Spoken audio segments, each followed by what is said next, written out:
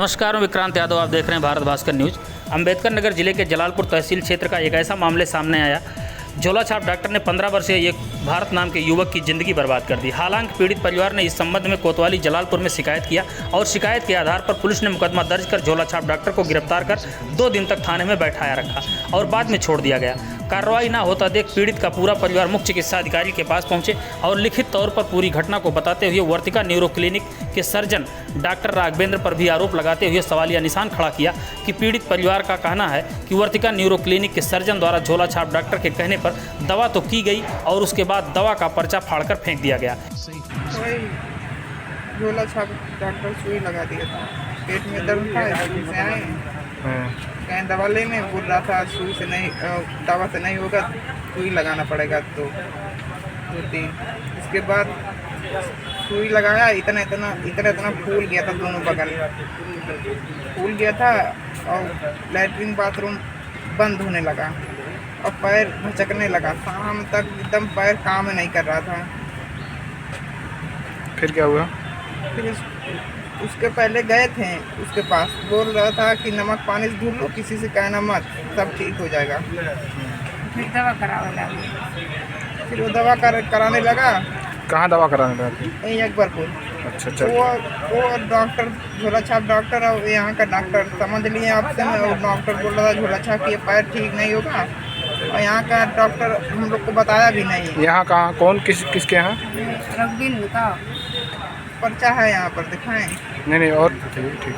इसके बाद उससे वो बोल रहा था कि हम पैर का नहीं कर रहे थे दवा, हम फेफड़े का और गुर्दे का कर रहे थे। अच्छा। हम और जब से वो दवा करा रहे थे तब से हमारे यहाँ पर दर्द होने लगता है, बहुत तेज दर्द होने लगता है। हाँ, बोल रहा था कि हम डॉक्टर से बोले थे, डॉक्टर ने बताया नहीं, और हम लोग को कभी नहीं बताया। एक महीना दवा कराया था। इस संबंध में सुनिए मुख्य चिकित्सा अधिकारी अम्बेडकर नगर ने क्या कुछ कहा। अच्छा भरत नाम का था, एक बता रहे हैं किसी डॉक्टर द्वारा एक इंजेक्शन लगाई गई झोला छाप, तो बच्चे की हालत इसमें पैरालाइज टाइप हो गई। क्या है प्रॉब्लम? देखिए, बच्चे के पेरेंट्स मेरे पास आज ही आए हैं और उसके बच्चे की जो बहन किरण ने जो है, किरण पूर्णमासी जी जो है, उसने जो है लिखित में हमें कंप्लेंट करी है और उन्हें बताया है कि वो गोलपुर के निवासी हैं और गोलपुर में ही उनके यहाँ कोई गाँव में चिकित्सक हैं। बच्चे को कुछ दिक्कत हो गई थी तो बच्चे को उन्होंने 14-15 अगस्त के आसपास जो है वो दिखाया था गोलपुर में। जो डॉक्टर साहब ने जब से वो इंजेक्शन लगाया, इंजेक्शन लगाने के बाद जो है बच्चे की हालत जो है बिगड़ती गई और अंततः उसे पैरालिसिस हो गई।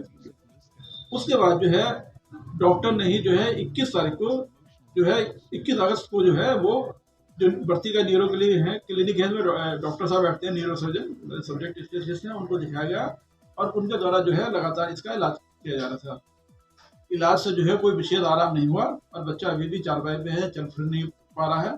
जो न्यूरो के सर्जन साहब है वो काफ़ी दिन तक, लगभग मेरे हिसाब से लगभग 1 महीने तक उन्होंने ट्रीटमेंट करा और बाद में जो है उन्होंने ट्रीटमेंट करने से मना कर दिया। इन्होंने पूछा कि भाई आप क्यों ट्रीटमेंट नहीं कर रहे हैं, कि बोलो जो जिन डॉक्टर साहब ने इंजेक्शन लगाया था वो कह रहे थे तो मैं आपके इलाज कर रहा था। यानी ऐसा लगता है कि इलाज का खर्चा डॉक्टर के साहब के द्वारा दिया जा रहा था।